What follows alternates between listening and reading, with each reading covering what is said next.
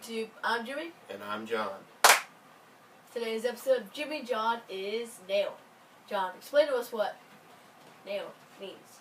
So, just like every other week, this week we will be nailing the teams for every bad performance they had. So, let's get started.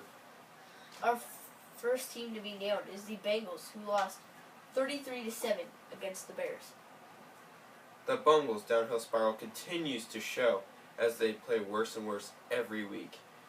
They started off the season doing okay, and then progressively they decided to go downhill and end up in the basement of the league. So that's a valid reason for why they should be nailed.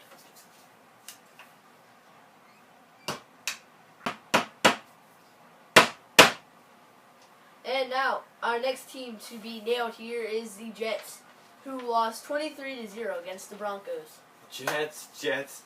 Humanity is restored with this loss.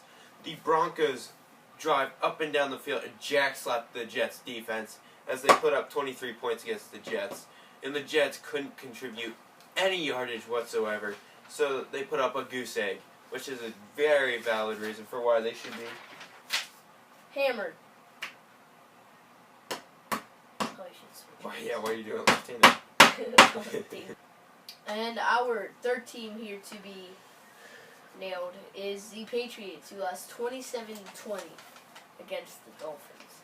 The dominant Pats lose again against Jay Cutler, which, Jay Cutler is better than Tom Brady. And here's my reason.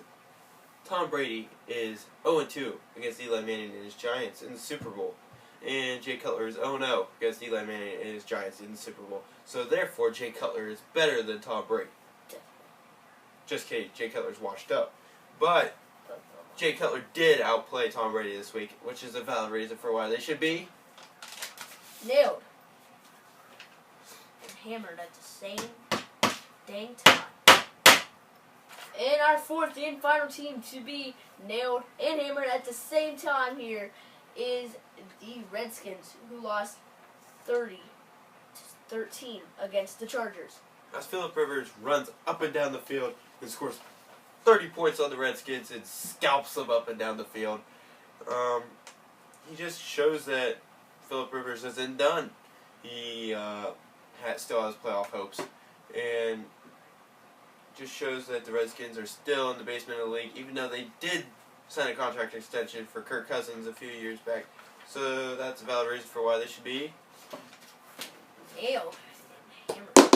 Carson Wentz. Again.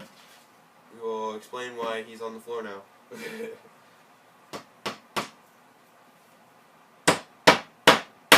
Right in the eye. And our tribute for this week is Carson Wentz. He tore his ACL and will be out for the rest of the season, which is a series of unfortunate events for him. And looks like the Eagles' playoff contentions are dented a little bit. But they still have a quarterback who can lead them a little bit, which is a valid reason for why we should hold a moment of silence for them. Away from each other. Hold me now. It's hard for me to say I'm sorry. I just want you to stay. After all that we've been through. Now, our special mentions for this week is the Bills-Colts game was a sight, as it was 6 inches of snow. It was a winter wonderland, and it was great to watch. And LaShawn McCoy tore it up once again in a snow game. The Browns blew a 21-7 lead against the Packers, as Brett Hundley brought them back. Brett Hundley is trash, but he managed to beat the Browns. Which Josh Gordon's debut was that week, and he tore it up. He played well. And Jimmy Garoppolo continues to shine for the 49ers as he continues to win. He's 3-0 right now, which is pretty good for a young quarterback playing for the 49ers, who started off the season winless for a long time. And now, our elimination boards. Nobody from the NFC was eliminated yet. But this week we have the Jets, the Dolphins, the Colts, and the Broncos eliminated. Which we will keep you up to date on the elimination board and the standings before the playoffs continue to approach. That will be all for today. Thank you for watching.